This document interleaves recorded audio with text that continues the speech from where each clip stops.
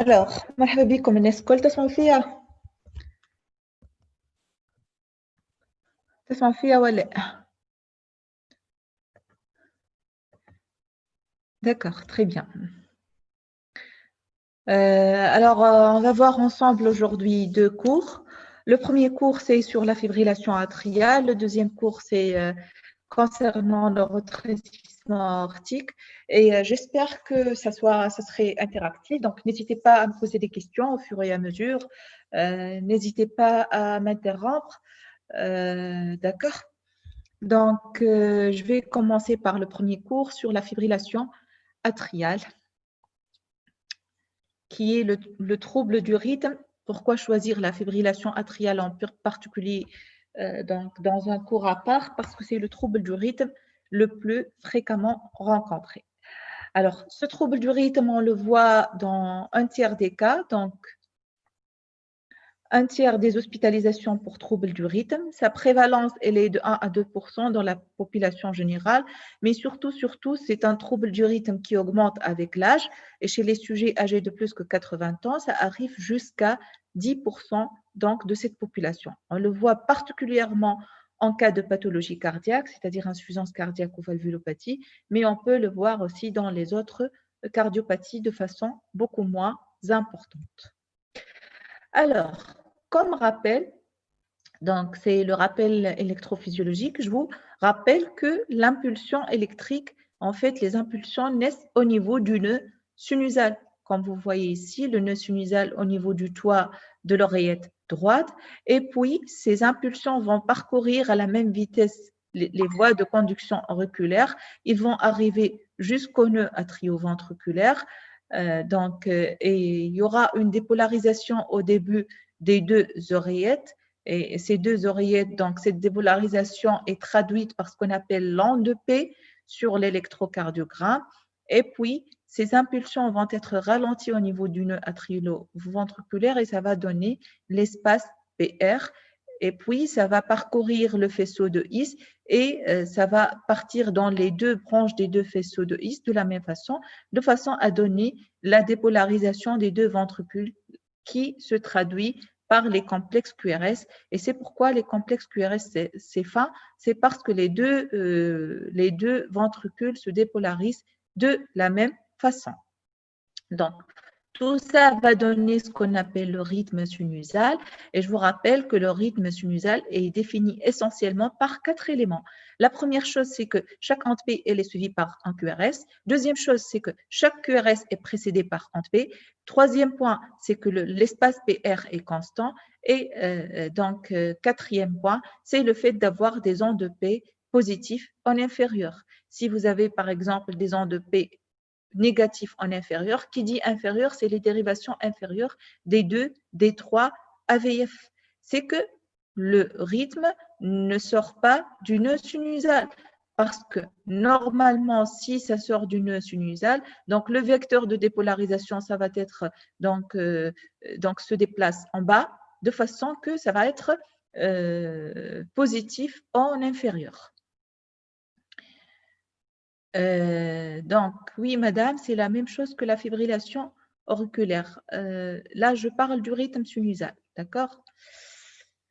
Alors, c'est quoi alors la fibrillation auriculaire, qui est le trouble du rythme le plus fréquent? La fibrillation auriculaire ou atriale, c'est la même chose. Auriculaire ou atriale, c'est la même chose. C'est une arythmie supraventriculaire caractérisée par une activation atriale anarchique et extrêmement rapide de l'ordre de 400 à 600 battements par minute, ayant pour conséquence la détériorisation de la fonction mécanique. D'accord? De l'oreillette gauche, la conduction auriculo-ventriculaire se fait de façon non coordonnée, de façon chaotique, ce qui explique une réponse ventriculaire irrégulière. Alors, quel est le mécanisme physiopathologique essentiel de la fibrillation atriale? En fait, là, on a mis les photos de plusieurs troubles du rythme. Vous avez ici la fibrillation atriale, vous avez ici le flutter atrial, ici la tachycardie atriale focale. Donc là, la fibrillation atriale, comme vous voyez, elle siège au niveau des oreillettes et elle est due surtout en particulier à des circuits de micro réentrées, plusieurs micro-réentrées au niveau des deux oreillettes. Après, lorsque l'influx va descendre en bas au niveau du nœud AV, parfois c'est l'influx qui vient de ce micro-circuit qui part, parfois c'est celui-là, parfois c'est celui-là, de façon que le rythme va être anarchique, chaotique et que le rythme va être irrégulier. D'accord?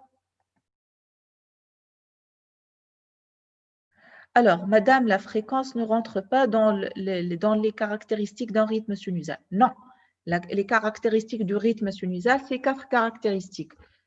PR constant, chaque P suivi de QRS, chaque QRS précédé par P, et le fait d'avoir des ondes de P positives dans les dérivations inférieures. La fréquence n'entre pas dans... On peut avoir une bradycardie sinusale à séquente, d'accord? Une bradycardie sinusale à séquente, c'est quand même un rythme sinusal, mais le rythme qui est bradycarde. Alors,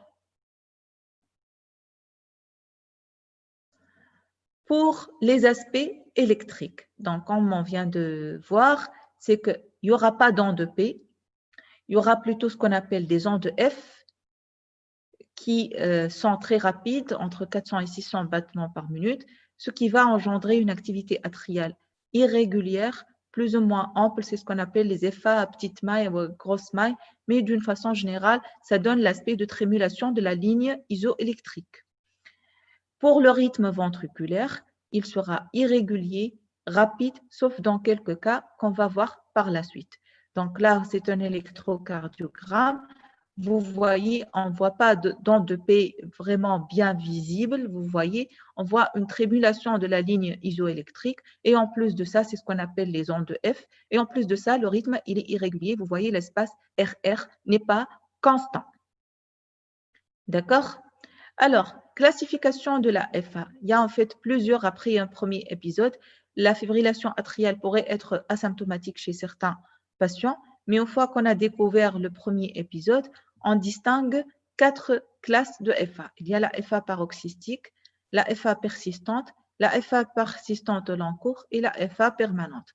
Pour la FA paroxystique, c'est une FA en général qui survient pendant une certaine période, en général moins de 48 heures, au grand maximum 7 jours, mais la caractéristique fondamentale, c'est qu'elle est réduite de façon spontanée. Le malade يعمل passage en ACFA ويرجع وحده en rythme sinusal sans aucune intervention de la part du médecin. C'est la FA paroxystique. La FA persistante, c'est une FA qui reste plus que 7 jours et qui ne sera jamais réduite par son propre compte. Ça nécessite l'intervention du médecin. On va réduire ce qu'on appelle, lorsque je dis réduit, un trouble du rythme. Ça veut dire quoi?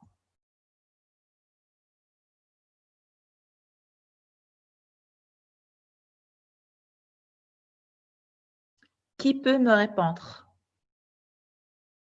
Réduire un trouble du rythme, c'est quoi? Réduire un trouble du rythme, c'est-à-dire arrêter ce trouble du rythme et revenir au rythme sinusal. Ralentir un trouble du rythme, c'est-à-dire c'est juste ralentir la fréquence cardiaque sans arrêter le trouble du rythme en lui-même. C'est-à-dire, j'imagine une bride avec une takfa à 170 et je le ralentis, juste je le donne un traitement ralentisseur, mais sans arrêter, sans stopper ce trouble du rythme. Donc, il y a une différence entre réduire et ralentir. D'accord? Donc, pour la réduction, pour la FA persistante, il faut intervenir pour arrêter ce trouble du rythme, c'est-à-dire soit donner un médicament, soit faire un choc électrique. Pour la FA persistante au long cours, c'est une FA persistante, mais qui a dépassé la durée d'une année. La FA permanente, acceptée, permanente, c'est-à-dire c'est un monsieur ou c'est une dame qui vit avec cette fibrillation atriale depuis des années et on ne va même pas tenter de la réduire. On ne va pas tenter de la réduire parce que on sait très très bien chez ce monsieur que même en réduisant ce trouble du rythme, après quelques jours, il va reprendre de nouveau. Il y a des phénomènes qui laissent ce trouble de rythme permanent. Donc, on ne va pas chercher à lutter contre ce trouble du rythme. Au contraire, on va essayer de le ralentir. D'accord? On va voir après les détails. Alors, sur le plan anatomopathologique, pourquoi il y a certains patients qui développent ce trouble du rythme? C'est tout simplement parce qu'il y aura une formation suite à certaines conditions, certaines cardiopathies, il y aura une formation de zones de fibrose au niveau de l'oreillette gauche qui sont juxtaposées à des fibres normaux. Et donc, cette anomalie ou cette discordance entre des zones normales et des zones de fibrose va donner des périodes réfractaires inhomogènes qui ne sont pas homogènes au sein de l'oreillette. Et lorsqu'on a deux cellules myocardiques avec des fibres, des périodes réfractaires qui sont différentes, ça va favoriser la formation de ce qu'on appelle les circuits de réentrée et former ces petits micro-réentrées responsables de l'activité anarchique. Donc, en général, les fibres auriculaires sont fibrosées, sont hypertrophiées. On aura une dilatation des oreillettes et on peut même avoir un processus inflammatoire de façon donc un peu prolongée. Alors, quels sont les mécanismes? Comme je viens de dire, le mécanisme le plus important et le plus fréquemment rencontré, ce sont des circuits de réentrée, comme je viens de dire. Donc, circuit de réentrée, vous avez ici une cellule, ici une deuxième cellule avec deux périodes réfractaires.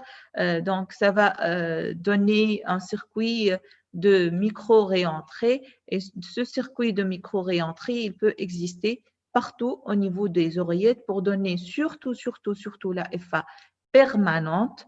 Pour la FA paroxystique, le mécanisme physiopathologique le plus fréquemment rencontré, c'est plutôt des foyers ectopiques, le plus souvent localisés au niveau des veines pulmonaires. Donc, les veines pulmonaires, tu as des petits foyers ectopiques qui vont donner ou générer cette fibrillation atriale. Et d'ailleurs, vous allez voir par la suite, on va voir par la suite que pour traiter cet FA paroxystique, on va faire l'ablation de ces micro-foyers. On a une question. La question, Madame, je n'ai pas compris le phénomène de réentrée. D'accord. Donc, vous avez un influx nerveux. Tu as ici une fibre et tu as ici une fibre. D'accord? Et ces fibres ont des périodes réfractaires différentes et probablement on peut avoir des blocs à cause de la fibrose, des blocs unidirectionnels. Donc, l'influx va descendre à travers cette fibre et puis il va retourner il va dépolariser l'autre fibre de façon rétrograde. Donc, on a un bloc ici, un bloc dû à la fibrose qui pourrait favoriser la transmission de l'influx dans un sens, mais pas dans un autre. Donc, dans certains cas, on aura l'influx qui descend ici et qui entre comme ça et ça va donner des petits circuits de micro-réentrée. Ces circuits de micro-réentrée peuvent exister partout dans l'oreillette, partout, et donner ces petits circuits que je vous ai montré au début. Ces petits circuits, comme vous voyez, là, c'est le mécanisme surtout de la FA permanente. En cas de FA paroxystique, ce qu'on voit, c'est surtout des petits foyers qui existent à l'abouchement des veines pulmonaires. On sait que les veines pulmonaires s'abouchent au niveau de l'oreillette gauche. On va voir des petits foyers ectopiques au niveau des veines pulmonaires. Et d'ailleurs, pour traiter ces patients, on va faire l'ablation au niveau de l'abouchement des veines pulmonaires. D'accord? Pour les conséquences de cette fibrillation atriale sur le plan physiopathologique. Alors, il y a une première conséquence sur le rythme ventriculaire. Donc, le rythme en général, il est rapide, il est irrégulier. On aura une fréquence ventriculaire qui est variable et qui dépend de la perméabilité du nœud auriculo-ventriculaire qui va filtrer les influx. C'est-à-dire, il ne me le à l'étage auriculaire, il bat à 600 ou à 400, mais heureusement que le nœud auriculo-ventriculaire, il va jouer un certain bloc qui va bloquer une bonne partie de cette activité de façon qu'on aura seulement le passage de 150 ou 160 battements. D'accord?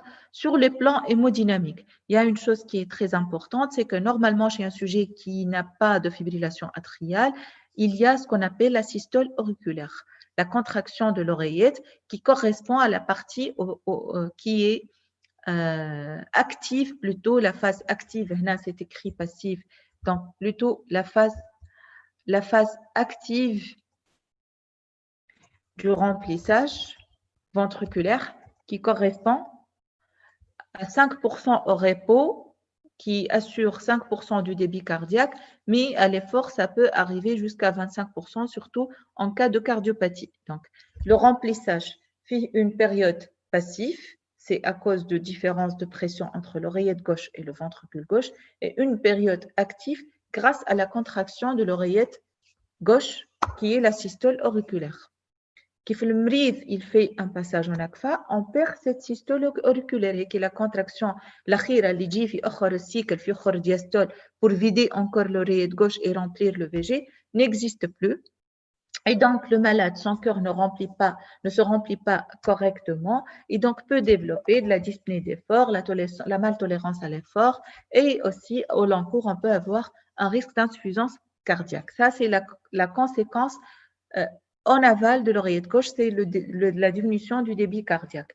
En amont de l'oreillette gauche, l'oreillette gauche, on aura une stagnation de sang, puisque le sang, il ne passe pas, mais l'oreillette gauche, le ventricule gauche correctement. On aura une stagnation de sang, augmentation de la pression au niveau de l'OG, et cette augmentation de la pression peut aussi augmenter de façon parallèle au niveau des capillaires pulmonaires avec un risque d'œdème aigu du poumon. D'accord? Pour la troisième complication ou la troisième conséquence, c'est les complications thromboemboliques, surtout artérielles. Pourquoi? En fait, puisque l'oreillette gauche ne se vide pas complètement dans le VG. Il y a une stagnation du sang au niveau de l'oreillette gauche, d'accord? Avec une dilatation de l'oreillette gauche avec le temps. En plus, normalement, l'oreillette gauche normale, elle se contracte comme ça, بالسيستول auriculaire. هنا à cause de la fibrillation وهنا juste j'annonce بالعربية ايش معناتها fibrillation auriculaire بالعربية c'est الرعشة البطينية الرعشة. Donc l'oreillette gauche elle ne fait plus comme ça, elle fait comme ça, d'accord? Et puisque ça trémule, donc les parois presque ils sont immobiles, il y aura une stagnation du sang. Cette stagnation du sang va favoriser la formation de thrombus. Et puis, un jour J, le malade peut envoyer un thrombus vers sa tête et faire un accident vasculaire cérébral, vers ses membres inférieurs, vers ses reins. Il peut faire toutes sortes de complications emboliques artérielles. Et d'ailleurs, les complications emboliques avec l'FA, donc 23, ça représente 23%, la FA, elle cause 23% des AVC du sujet âgé. Le risque embolique moyen, il est de 5% par an et donc ça peut causer même des décès et donner des séquelles. Le risque d'AVC ischémique, il est là dès le premier jour que le malade développe une FA, mais ce risque augmente avec l'ancienneté de l'arythmie et ce risque il est multiplié par 7 en cas de cardiopathie et par 17 en présence de cardiopathie. Si on n'a pas de cardiopathie, c'est multiplié par 7. Si on a une cardiopathie, c'est multiplié par 17. Alors, maintenant, on vient aux étiologies de cette fibrillation atriale. Schéma les causes de cette FA. Il y a en fait deux types de causes. Il y a les causes aiguës et il y a les causes chroniques. Pour les causes chroniques, il y a des causes cardiaques وفما des causes extracardiaques. Les causes aiguës. Parmi les causes aiguës, il y a l'intoxication éthylique aiguë. C'est ce qu'on appelle le syndrome du Saturday night. Samedi soir, il y aura une consommation importante d'alcool et le malade il consulte à la salle d'urgence avec des palpitations. Tu vois qu'il a une FA.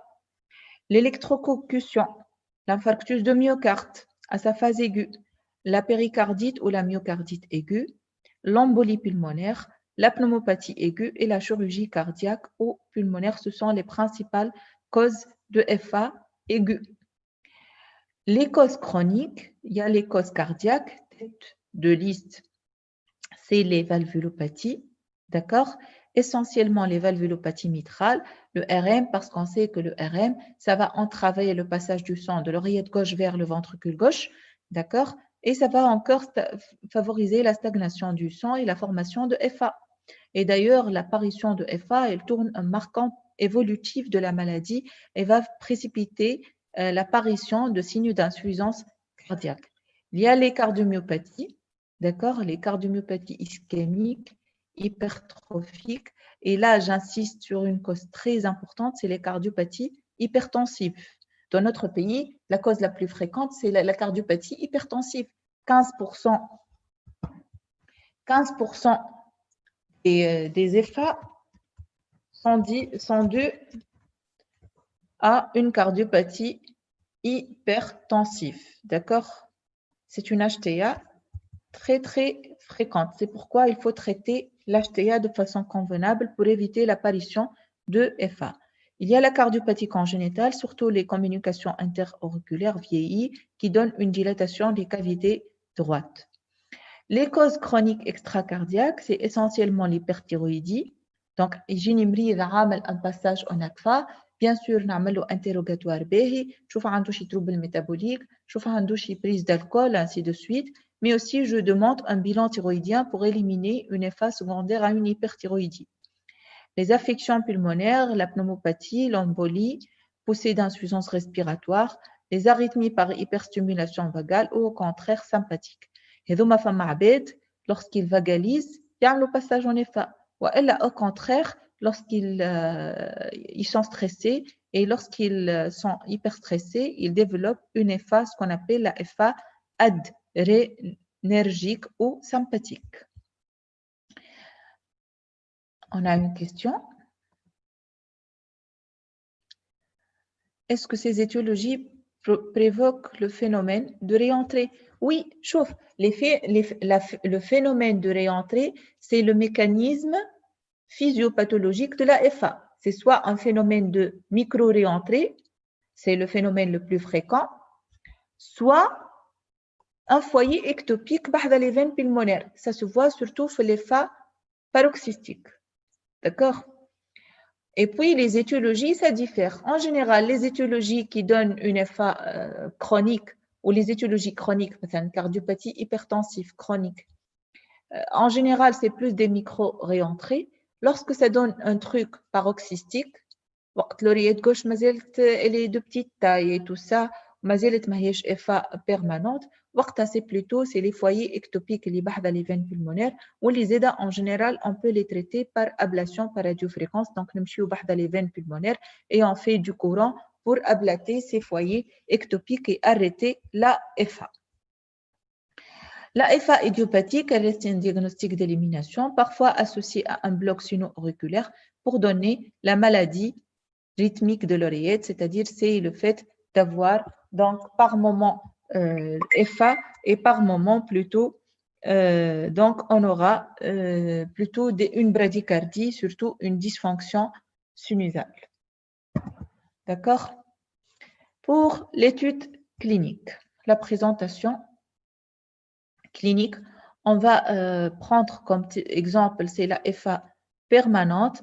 En général, les signes fonctionnels, le malade pourrait être totalement asymptomatique, découverte fortuite lors d'un ECG, mais il peut présenter des palpitations, il peut présenter des précordialgies, de l'asthénie, l'hypothymie ou syncope.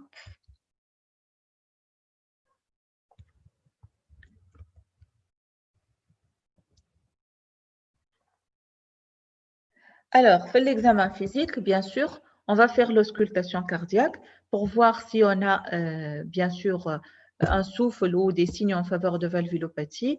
On va faire notre examen cardiaque complet, auscultation cardiaque, palpation de l'air cardiaque, auscultation pulmonaire, examen neurologique et surtout, il ne faut pas passer à côté d'un problème thyroïdien. Donc, bien sûr, il faut examiner la loge thyroïdienne, voir s'il y a des signes d'hyperthyroïdie, à savoir l'exophthalmie, l'amaigrissement, la nervosité, le tremblement, ainsi de suite.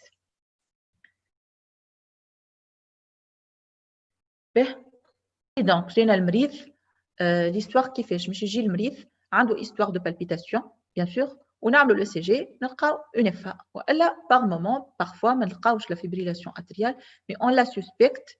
وقتها on complète, نوريكم كيفاش par un Holter rythmique, c'est un enregistrement de 24 heures pour chercher s'il y a des passages en FA.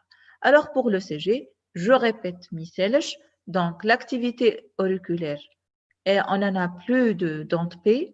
On aura trémulation permanente de la ligne isoélectrique, déformée par des accidents irréguliers d'amplitude inégale, de fréquence rapide et variant de 400 à 600 battements par minute, avec une amplitude variable de ces mailles. Il y a des petites mailles et des grosses mailles. L'activité ventriculaire, donc la transmission de l'activité électrique vers les ventricules, elle est anarchique. Je vais vous poser une question. À votre avis, les QRS seront fins ou larges en cas de fibrillation atriale?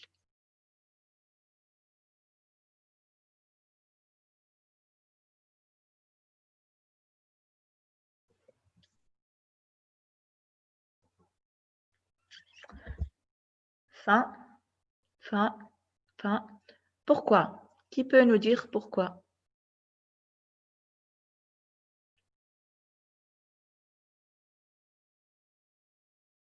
Qui peut répondre?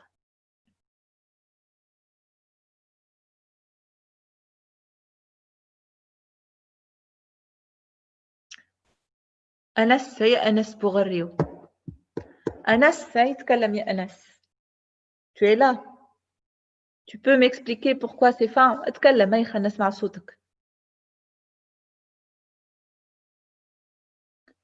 يا أنس.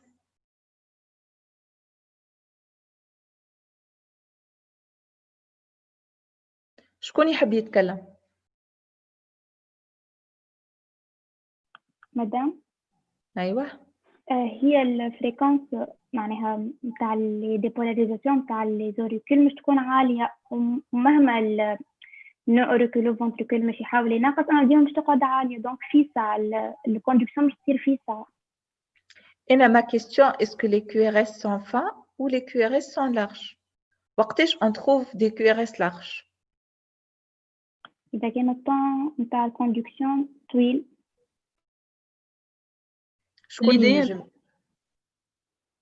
شكون ينجم يجاوبني؟ Les QRS larges نلقاهم في la partie du myocarde ولا؟ أنس بوغريو قال لك lorsqu'il y a un bloc. أنس أنت خو أيمن؟ نو خاطرك قوي في الكارديو. alors نحن شقلنا؟ احنا شقلنا؟ قلنا احنا عندنا l'oreillette gauche et le ventricule gauche. عندنا des micros réentrés qui arrivent au niveau du nœud sinusal. C'est vrai اللي هما كلهم يجيو في النœud sinusal chacun à son rythme كل واحد والvitesse de conduction تاعو, mais finalement l'influx il va passer à travers le faisceau de His en même temps, et la dépolarisation des deux ventricules va passer en même temps. On n'a pas de bloc كما قال أنس. Si on avait un bloc, le flux ما يتعداش لهنا, ولا plutôt trouble du rythme يخرج من الventricule, donc pour cette dépolarisation تاع الventricule gauche بعد الventricule droit, راهو بالحق on aura des QRS larges. Mais هنا les QRS sont fins parce que c'est un trouble du rythme supraventriculaire. D'accord? Est-ce que c'est compris?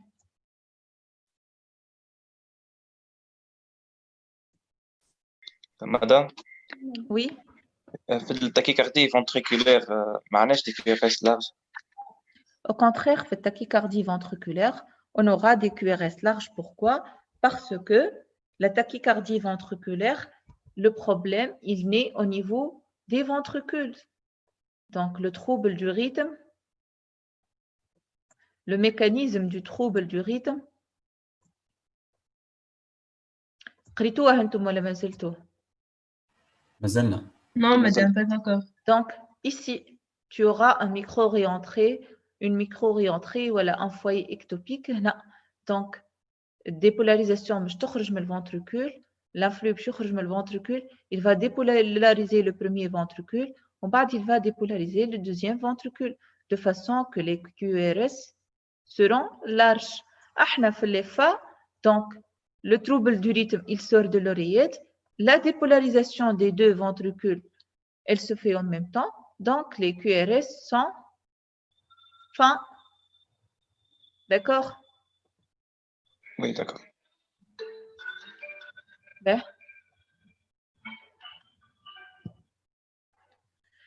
Alors, pour les intervalles entre les QRS sont irréguliers. La transmission de l'activité électrique vers les ventricules, elle est anarchique, donc ce qui est sur les QRS sont irrégulières. D'accord? Sauf en cas de BAV complet, on peut avoir, si on a un BAV complet, le rythme va devenir régulier. شكون ينجم يقول لي علاش؟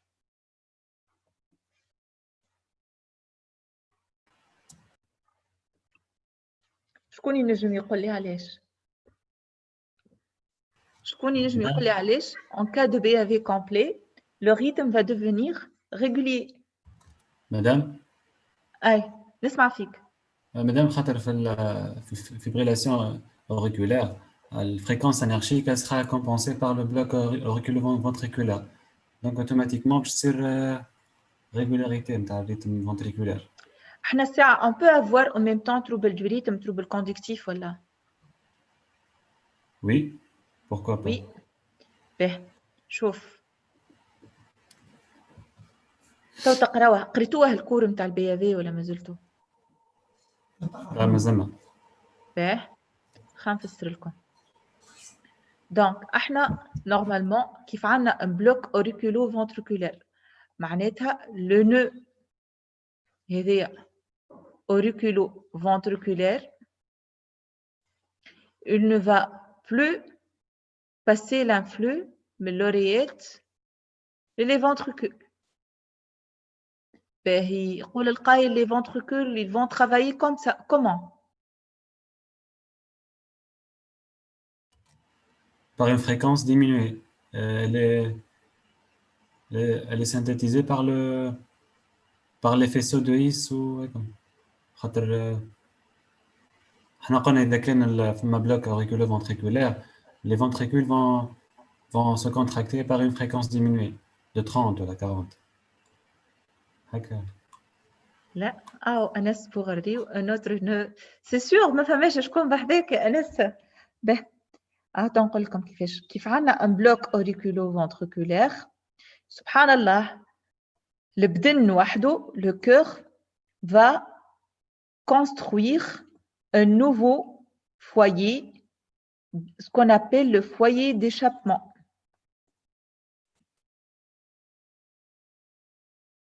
Le foyer d'échappement. D'accord? Ce foyer d'échappement, il va prendre le relais. C'est lui qui va dépolariser les ventricules. Sinon, le مريض يموت. إذا كان عنده bloc auriculo-ventriculaire, à tout moment, il يموت إذا كان il ne développe pas ce foyer d'échappement. Donc, un automatisme au niveau d'une des cellules ventriculaires va prendre le relais ou l'échappement, il va dépolariser de façon constante à une fréquence ضعيفة. En général, le foyer d'échappement يخدم شوية حد 40-50 grand max. Tu vas trouver donc une anarchie complète. Les oreillettes اللي يخدموا على رواحهم ou les ventricules اللي يخدموا على الرحم. Mais ce foyer d'échappement, il travaille de façon régulière. Donc أنا كيف عندي من جهة FA ومن جهة bloc auriculo-ventriculaire. Donc l'FA مش تعطيني une ligne isoélectrique trémulante, mais هذه الليني ايزوالكتريك هذوما لي ميكرو اوريونتري يوصلوا لهنا ما ينجموش يتعداو. مادام ما ينجموش يتعداو كي va prendre le relais؟ شكون مش يخدم لي ventricules؟ foyer d'échappement. foyer d'échappement يخدم على روحه. بعد لي زوريات يعملوا تريمولاسيون. بعد foyer d'échappement يخدم على روحه. شقلنا الفوي d'échappement régulier ولا irrégulier؟ régulier. donc هيك علاش كي يبدا عندي FA plus PAV, le rythme n'est plus irrégulier mais plutôt le rythme ventriculaire. Le rythme ventriculaire n'est plus irrégulier mais plutôt régulier.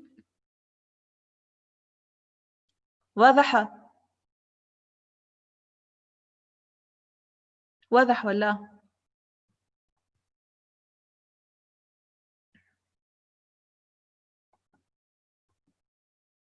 C'est bon. Bien. Très bien. Très bien. Donc, le rythme, il va être régulier en cas d'FA avec BAV. Bien. Donc, en cas de bloc AV complet, ils deviennent réguliers. Donc, l'activité ventriculaire devient régulière.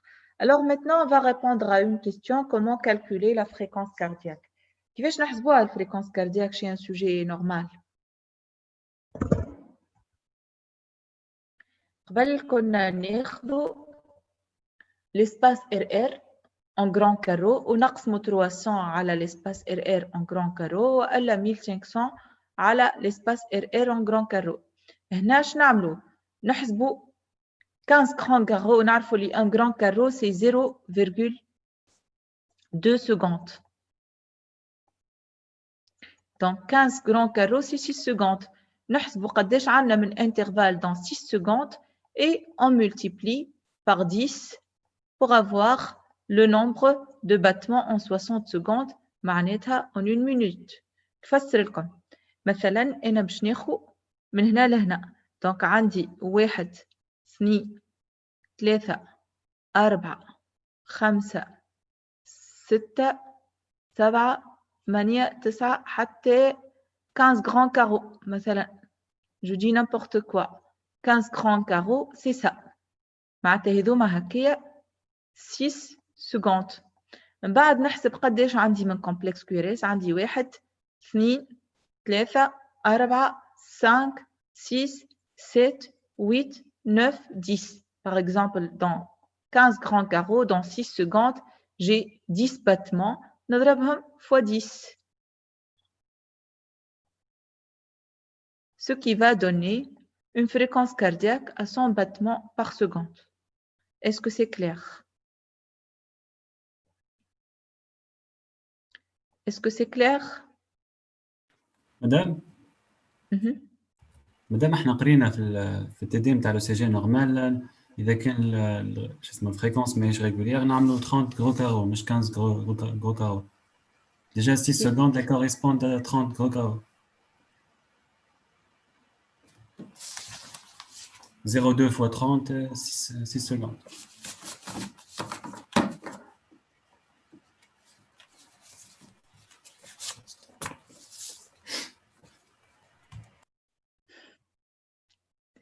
« 0,2 fois 30 ».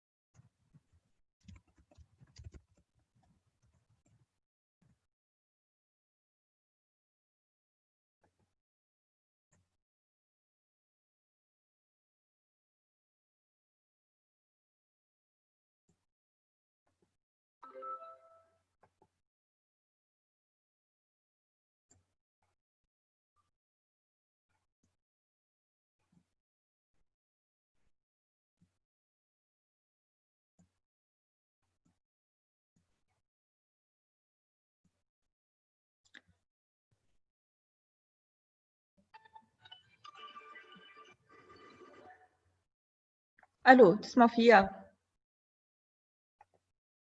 Oui. C'est Oui, on vous 15 entend. grands crocs. C'est 15, عندك الحق, c'est 15 grands gros carreaux. 15 gros معناتها شوف c'est vrai انا 02 04 normalement. انا déjà كي حسبت 15 راهو grand carreau. Attends نوريك. Donc فما les carreaux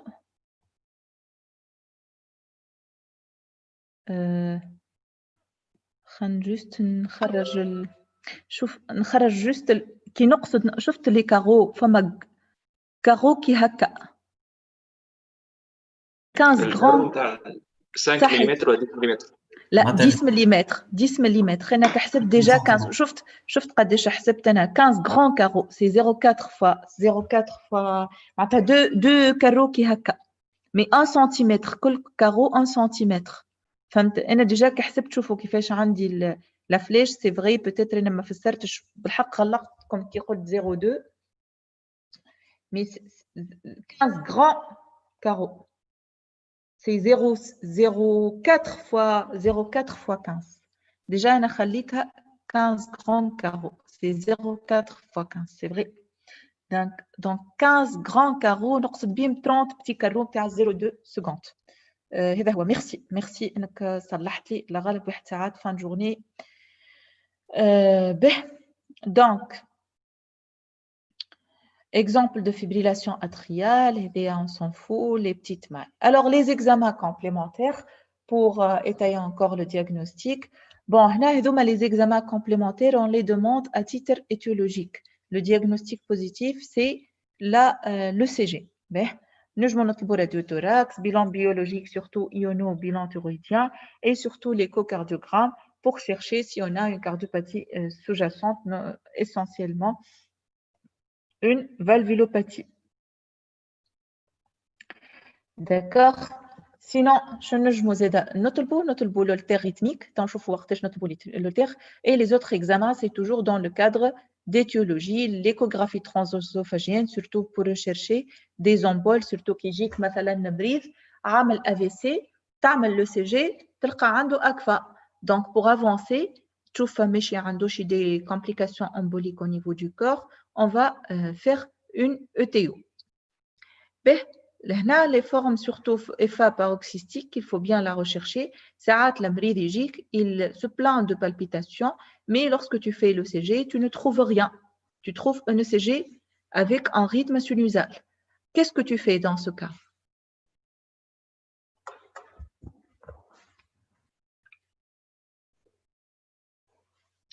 شنو تعمل؟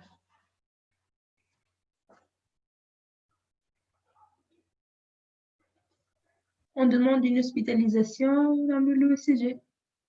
يعمل l'ECG تلقى le rythme sinusal.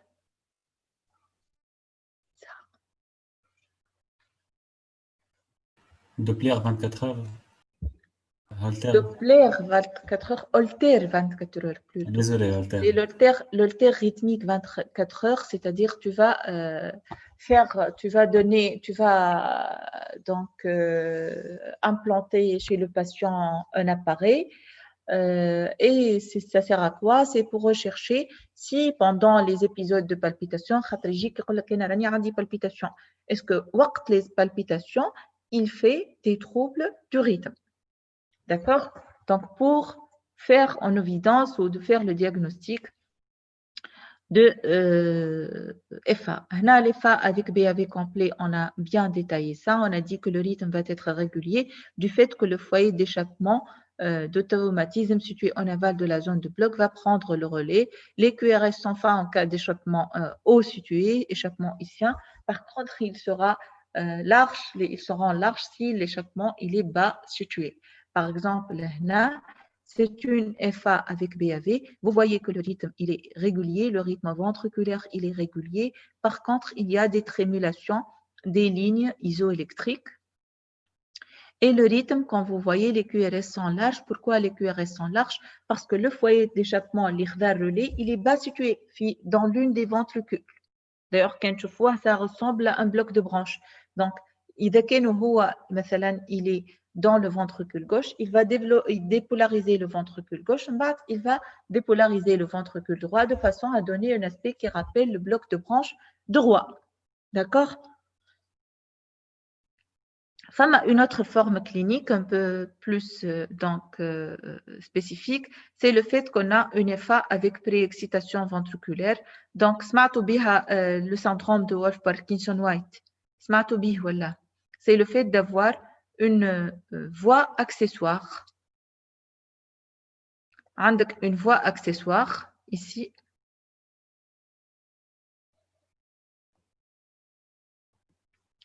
Donc, là, on a le flux normal et à côté, par exemple, tu as une voie accessoire.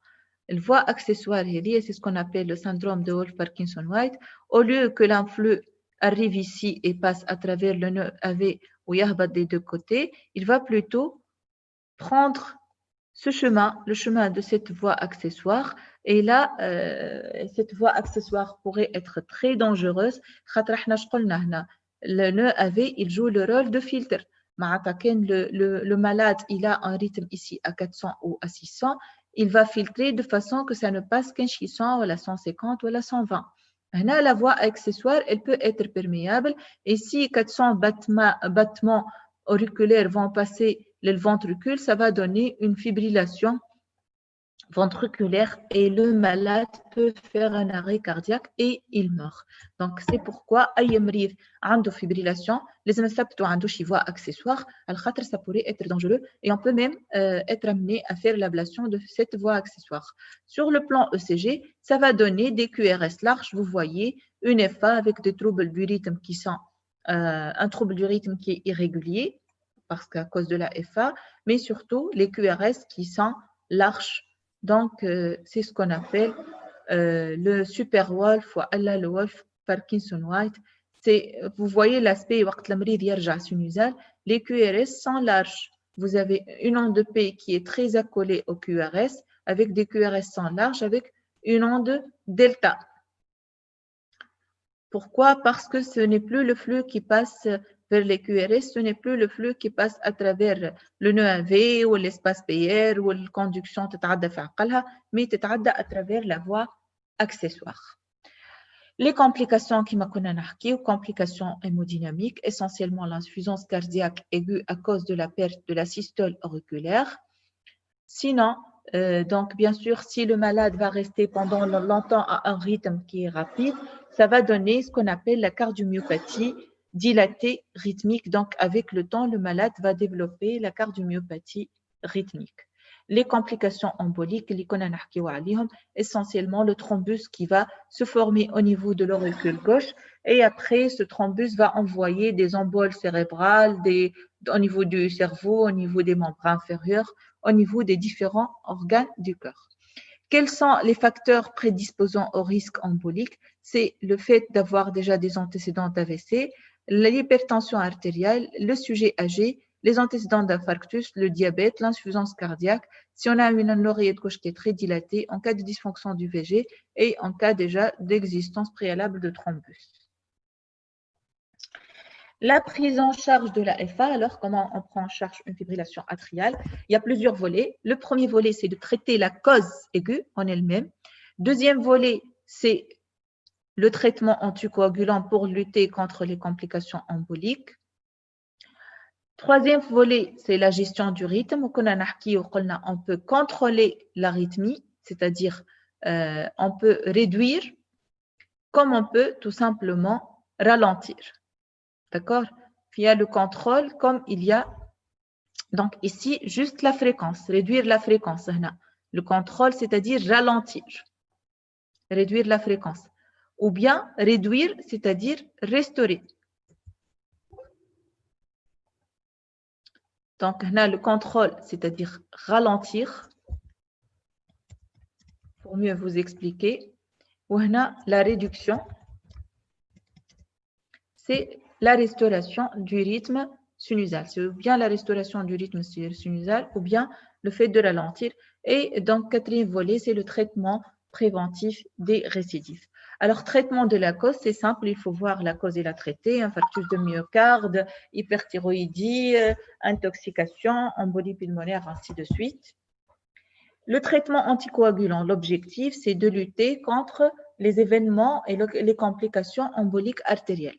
En cas de fibrillation de type valvulaire, surtout les valvulopathies mitrales, rétrécissement mitral ou insuffisance mitrale, là, c'est indiscutable. Il faut anticoaguler le malade, même si c'est une FA paroxystique, à ne pas discuter. Obligatoirement, il faut anticoaguler le malade. Donc, on a les anticoagulants. Par contre, qui type de FA non valvulaire, par exemple, FA sur cardiopathie hypertensive. Anticoagulé ou non, ça dépend du risque thromboembolique. Et comment on calcule ce risque thromboembolique? C'est en calculant ce score, le score de Schatz.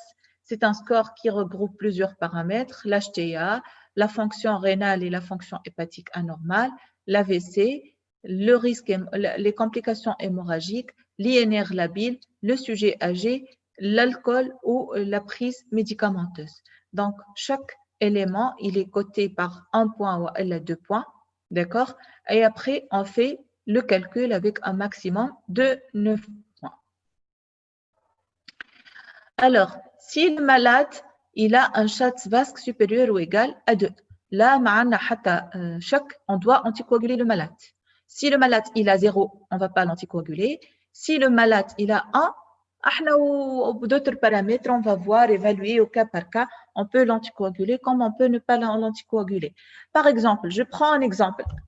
Un sujet qui est âgé de 40 ans, qui est hypertendu et n'a aucun autre facteur de risque. قديش الشاتس فاسك نتاعو؟ Ben, هنا je peux anticoaguler comme je peux ne pas anticoaguler. C'est au cas par cas, نعمل l'échographie cardiaque. Si je trouve l'oreillette gauche dilatée et tout ça, je vais vraiment craindre les complications emboliques. Donc, de préférence, j'anticoagule. إذا كان oreillette gauche, elle est de petite taille, أموره واضحة, il fait de l'FA paroxystique, ce que je peux faire, c'est juste j'ablate la FA et c'est tout. Je ne fais pas d'anticoagulation. Ben, maintenant, un autre exemple. Donc, un autre malade avec hypertension qui a fait auparavant un AVC, qui a fait un événement, donc,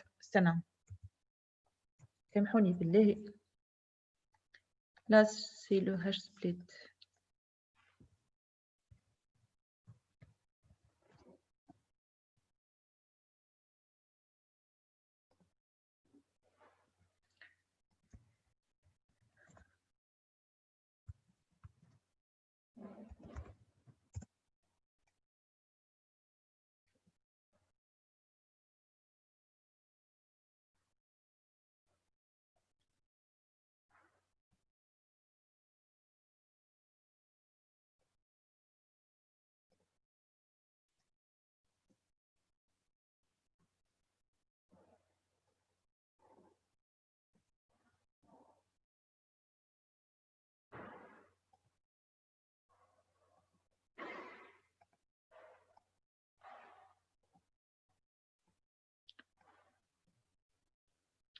Donc, c'est le Schatz vasque score les diapos.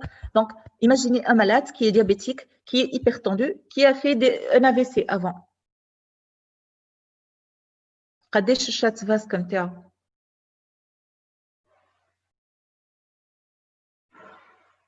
4. Donc, hypertendu 1 point, diabétique 1 point, et il a fait un accident. C'est 2 points. Donc, c'est un Schatz vasque score à 4. Donc, si j'applique les recommandations, c'est un Schatz vasque supérieur ou égal à 2. Donc, obligatoirement, je dois anticoaguler le patient. Alors, comment on va anticoaguler le patient? C'est soit par les antivitamines K, comme je viens de vous montrer. Donc, il y a ce qu'on appelle le Centran. On doit apprendre ce score. Schatz vasque, oui.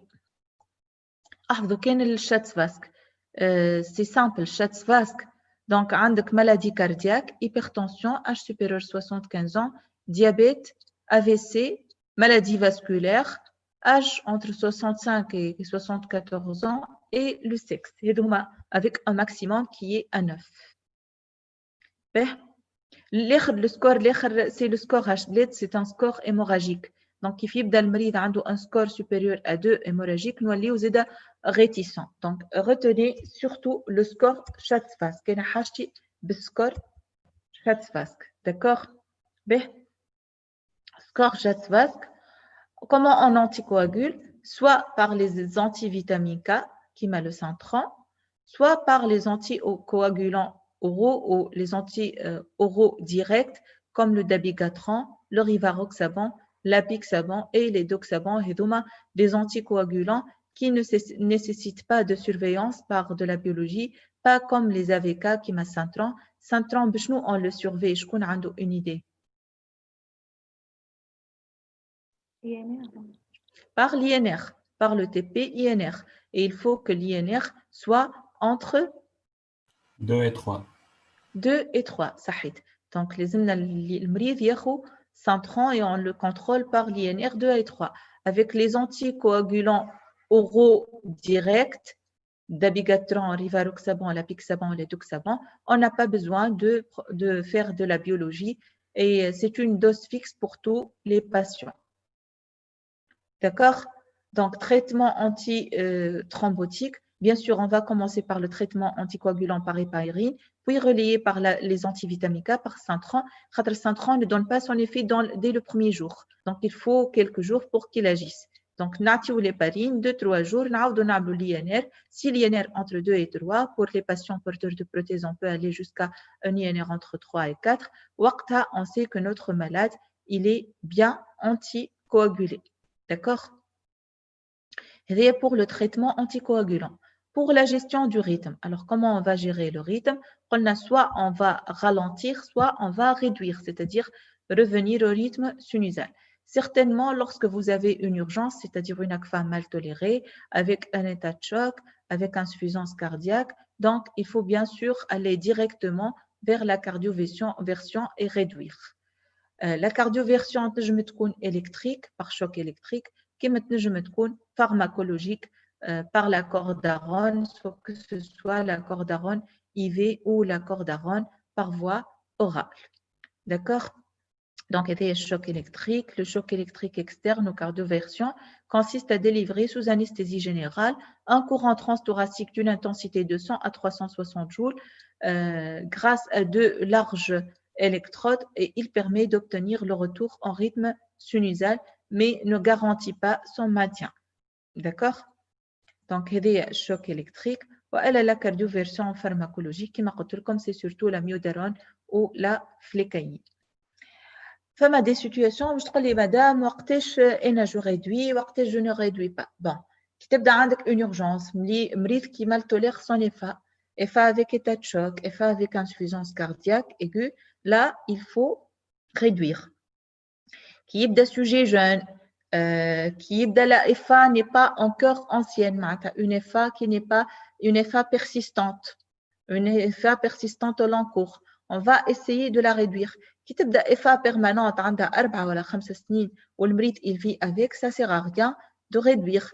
Qui تبدا oreillette gauche très dilatée, ça sert à rien de réduire. خاطر اليوم انت tu vas réduire, le lendemain il va donc revenir en fibrillation atriale. D'accord?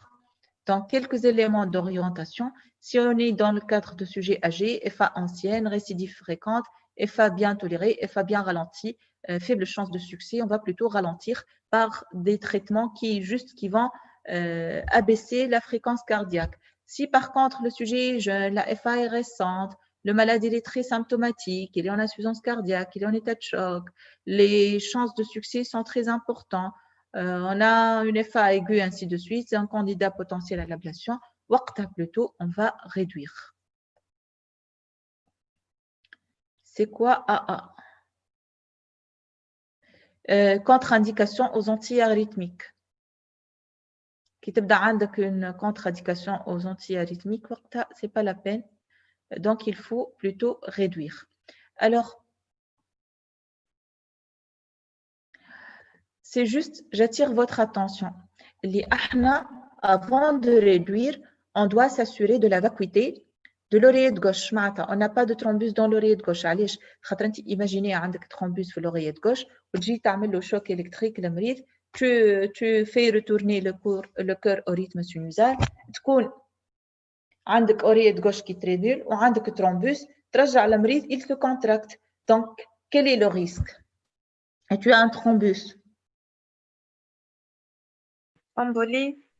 Embolie, c'est qu'on peut avoir une migration du thrombus vers le cerveau ou autre organe. Donc, avant de réduire le malade, il faut s'assurer qu'on n'a pas de thrombus. Et donc, à votre avis, qu'est-ce qu'il faut faire?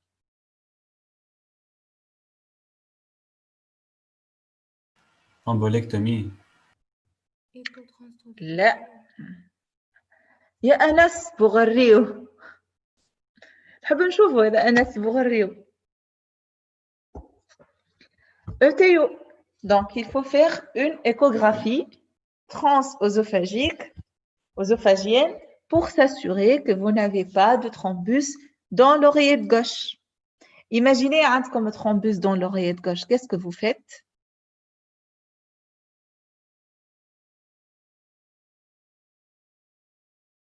يا أنس. AVC. لا أنت عندك مريض تحب تعمل له ريدكشن، تحب تعمل له شوك إلكتريك ولا ريدكشن بار كوردارون وعملت ETO تلقى عندك un thrombus. Est-ce que tu peux lui faire une réduction? Normalement, non. Non. باش تعمل؟ Bon, مش thrombolytique, mais anticoagulant. تعطيه traitement anticoagulant pendant 4 à 6 semaines وتعاود تشوفوا dans 4 à 6 semaines تشوف تنحى thrombus ولا. D'accord? إذا كان تنحى تولي بعديك تنجم تعمل له la réduction. Je حبيت نقول هنا le message clé, c'est qu'on ne va pas réduire et c'est une faute très très très fréquente في salle d'urgence. تلقاه يجيه مريض عنده fibrillation atriale وأول مرة يشوفوها ويجي المريض يقول لك راهو j'ai une année, ça fait une année que je me plains de palpitations. C'est-à-dire ce malade, il fait apparemment de l'EPHA paroxystique. يجيهم شي يعملوا له directement cordarone, réduction par cordarone. يتعرف عليه انت lorsque tu vas réduire par cordarone عنده thrombus ولا ما عندوش. Donc هيك علاش il faut s'assurer de la vacuité de l'oreillette gauche avant de faire la réduction. باهي واضحة. D'accordo. Alors,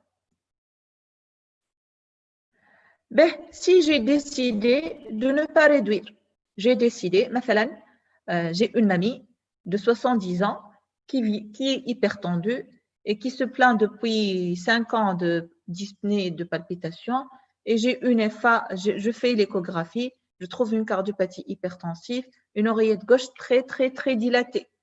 Et apparemment, la FA, c'est une FA ancienne, عندها 4 ولا 5 سنين. Donc là, même si je réduis, le mride va revenir de nouveau, il va développer de nouveau la fibrillation.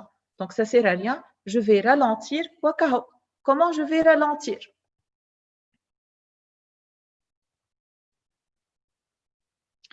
Les thrombolytiques. Alors, là, les thrombolytiques ne sont pas indiqués. Là, les thrombolytiques en cas de thrombus cardiaque ne sont pas indiqués, au contraire. Donc, on essaie de suivre petit à petit par les anticoagulants et on laisse le thrombus agir petit à petit. Ça peut agir même si le thrombus est ancien. Il n'a pas reçu de traitement anticoagulant. On a des chances pour que le thrombus disparaisse. Ben.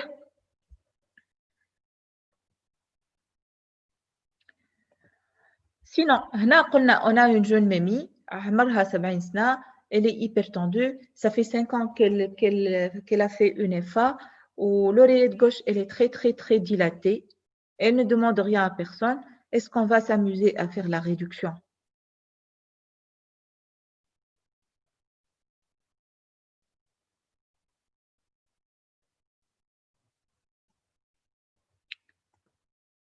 Non. Pourquoi? Déjà, elle est vieille. Elle a la fibrillation auriculaire depuis 5 ans, donc elle a toléré cette fibrillation auriculaire. Ça ne sert à rien parce que l'oreillette gauche en plus très dilatée. Les phares doivent se donc ça ne sert à rien. Donc qu'est-ce que je fais? Oui, elle bat à 150. Qu'est-ce que je fais? Est-ce que je la laisse comme ça avec un rythme à 150?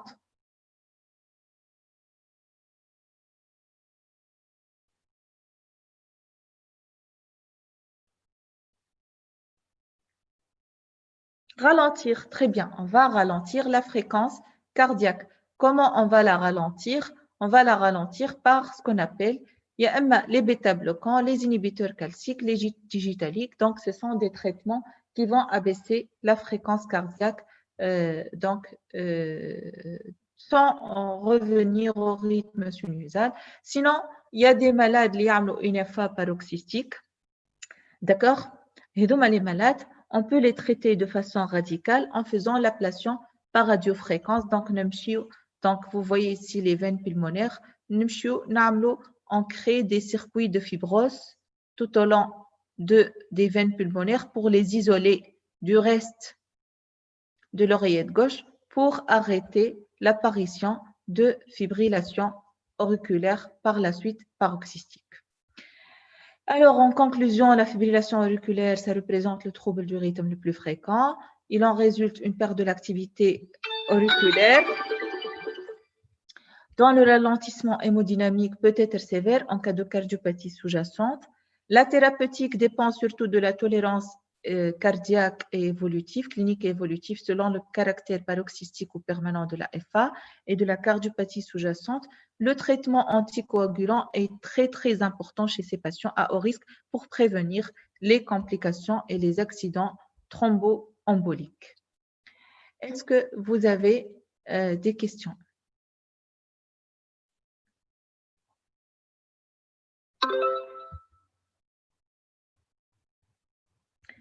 Comme j'ai des questions. Pause 5 minutes avant de passer au prochain cours. Ou là, comme des questions. Ou là, on enchaîne. Vous voulez qu'on prenne une pause de 5 minutes, tout le monde? Oui, oui. Ben, très bien. Pause 5 minutes.